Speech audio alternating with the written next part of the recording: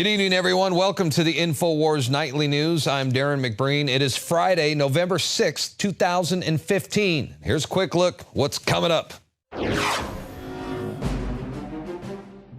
Tonight, the Bush-Clinton love triangle.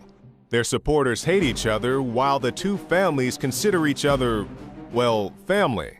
Then, Blackout USA. Survival experts weigh in on what to do in the event of an EMP. And the Hollywood propaganda machine. That's next. We're out front as a probe, basically, taking the main fire. And every day, Comedy Central, Fox Entertainment, new movies, different celebrities say talking points. Alex Jones is on cocaine. Alex Jones wears a tinfoil hat. Alex Jones is racist. Alex Jones hates black people. Alex Jones hates Jews.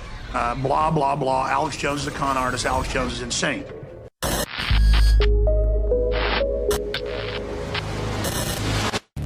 want more candy. I want more video games. Lie.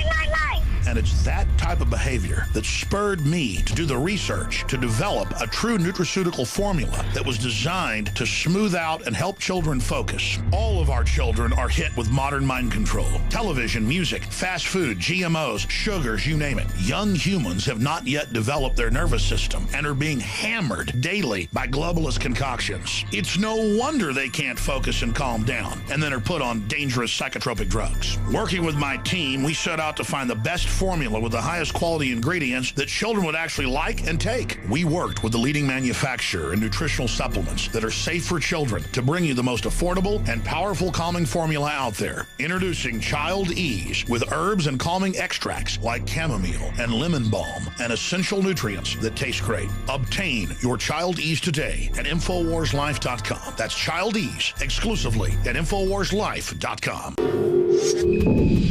Most of you probably know right now that the global elite have a long history of rigging and fixing elections. Remember, it was Joseph Stalin who once said, "Those who vote decide nothing. Those who count the vote decide everything." And it's no secret that today's global elite are doing everything in their power to continue their game of political musical chairs that they hold every 4 years to be limited to vetted and trusted insiders. We're talking about people like Hillary Clinton, who may very well be the next president of the United States if the corporate power brokers get their way, and they usually do. And if not Hillary, well, you can bet it'll be someone on the Republican side of the one-party system who is equally corrupt. The trick is getting all you to believe that you actually have a choice. Now, it's always interesting to take a look at the candidates, especially the front runners, and see how both sides are funded by the very same groups who own 90% of the media. Almost everything you watch, everything you read or listen to on the radio is owned and controlled by only, well, a small handful of these powerful mega corporations. And we just learned, for example, that the TV news networks, CNN and MSNBC, they have lobbyists that are fundraising for Hillary Clinton's campaign. Well, no big surprise there. In fact, a lot of people have started referring to CNN as the Clinton News Network, especially after their presidential debate, which turned out to be a total Hillary love fest, complete with Bernie Sanders coming to her rescue over the deleted email scandal. The American people are sick and tired of hearing about your damn emails. Thank you. Me too. You know? No, Bernie, you are wrong. Not all Americans are brain-dead liberal zombies. Most of us want justice. We demand justice, and we want the investigation to continue. I wonder if Bernie Sanders, sometimes I think he's trying to position himself as Hillary's vice president. Maybe that's what he's doing. Maybe that's why he's kissing her ass. Look, they don't want you to think about Benghazi. They want you to move on.org and forget about it. Meanwhile, you can always catch Hillary Clinton on Saturday Night Live, where I guess they say she was pretty funny and somehow was magically able to look about 20 years younger than she really is. I mean, would they CGI her face or something? I think she looks a lot younger right there. And I don't know if you heard about this yet, but CBS has a popular TV series that is based on the real life of Hillary Clinton. It's called Madam Secretary, and this was during her time as Secretary of State. It stars Tia Leone as Hillary's lookalike, a much better looking Hillary Clinton. And this is a total propaganda series for Hillary. And they even had former Secretary of State Madeleine Albright on the show, playing herself in a guest appearance during one episode. And get this, they actually reenacted a Benghazi-like scenario where the Hillary Clinton character, Madam Secretary, reacted to the situation like a true leader and a national hero. Wow. And don't think for a second that this kind of propaganda doesn't have an effect on the American people, because believe me, it works. There are lots of people out there who have strong political opinions simply by watching movies and television. And when they cast their vote for Hillary, it's because they liked her on SNL, or they learned to trust her on CBS's Madam Secretary. I mean, it's true. That's how it works. And I tell you what, Hillary, she wants you to live in the land of make-believe. She says that Madam Secretary is her favorite show. I bet. She also says that the character who plays the Russian president on House of Cards, well, he is just like Vladimir Putin. How many of you have seen the last season of House of Cards? I mean, he's a lot taller than Putin, but the actor playing him, based on my experience negotiating with and being with Putin, is right on the money. It's really quite remarkable. That's what they want you to believe, that TV is reality. They want you in a zombie-like state staring at your TV screen. And why not? It's proven to be very effective. And this goes all the way back to the early days of Operation Mockingbird. By the early 1950s, the CIA already controlled over 25 newspapers and wire services. They had over 3,000 employees engaged in propaganda. And they had journalists working for the New York Times, Time Magazine, Newsweek, The Washington Post, and CBS Television. Do you have any people paid by the CIA who are working for television networks? This, I think, gets into the kind of getting into the details, Mr. Chairman, that I'd like to get into in executive session. At CBS, we had been contacted by the CIA. As a matter of fact, by the time I became the head of the whole news and public affairs operation in 1954, ships had been established, and I was told about them and asked if I'd carry on with them. We're really talking about intelligence at the highest levels of the U.S. government, setting the broad direction for the nation. So we know that this has been going on for a long time, and we know that more recently, Obama recruited Sony Pictures and Disney to help control the narrative on ISIS. Obama even going as far as inviting Sony Entertainment CEO Michael Linton to the White House for dinner and cocktails. Here's the WikiLeaks documents, complete with the trail of emails.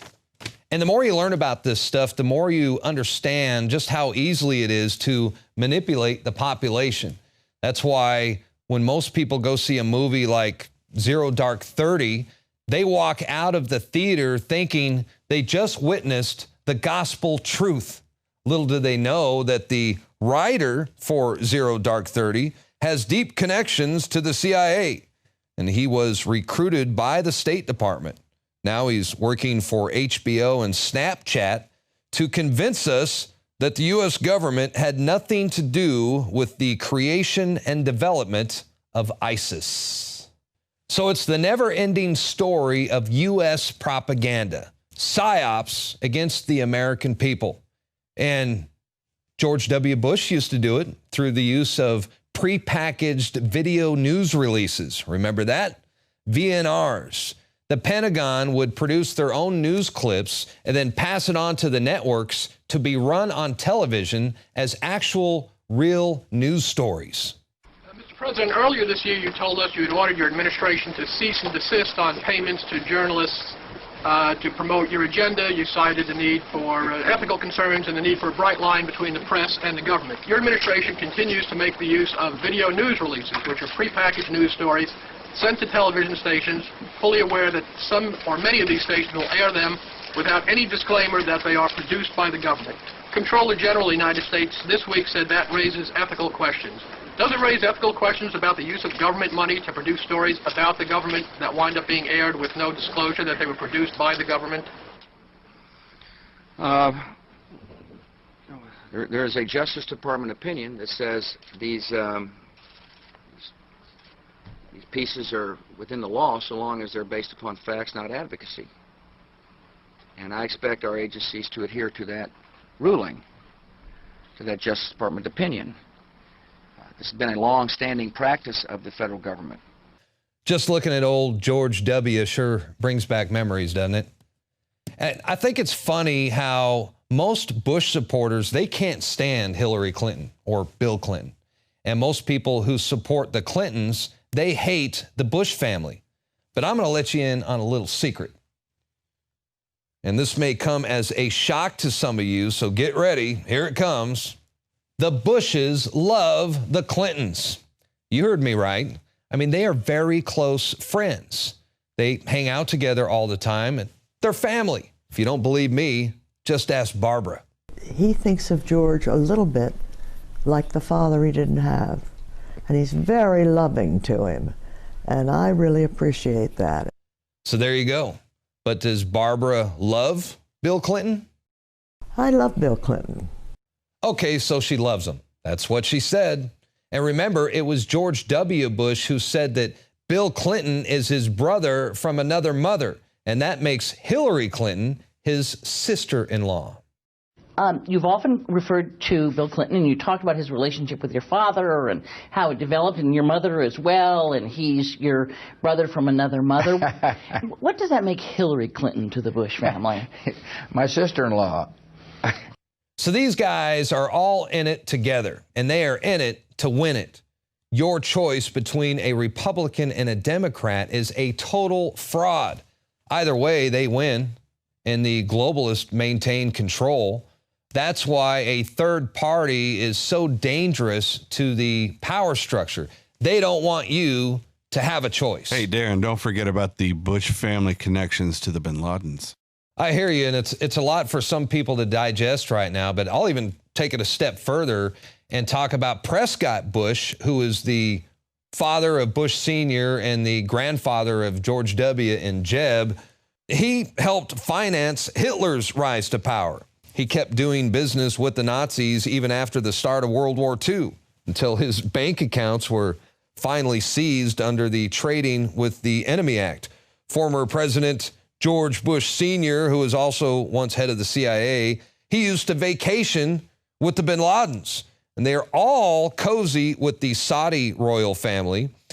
And we know that the Saudi Arabian government played a huge role in the September 11th attacks. Google search the 28 pages. So these aren't just crooked politicians. These are crime families. I love my dad. I'd kill for him. I'd go to prison for him because I love him so much. That's right, and Bush Sr. and his boys are each individually responsible for the harboring of wanted international terrorist Luis Posada Caliles and Orlando Bosch, who were the two men responsible for the 1976 bombing of a Cuban passenger airliner that killed 73 innocent people. He had spent the past 13 years in Venezuelan and American prisons. Bosch's relatives say he is in poor health and just wants to spend time with his family. The Justice Department has tried to deport Bosch as a terrorist, but 31 countries refused to take him. That was Orlando Bosch, and Luis Posada Caliles, he's on vacation right now in Florida, enjoying retirement in the good old USA. Either you are with us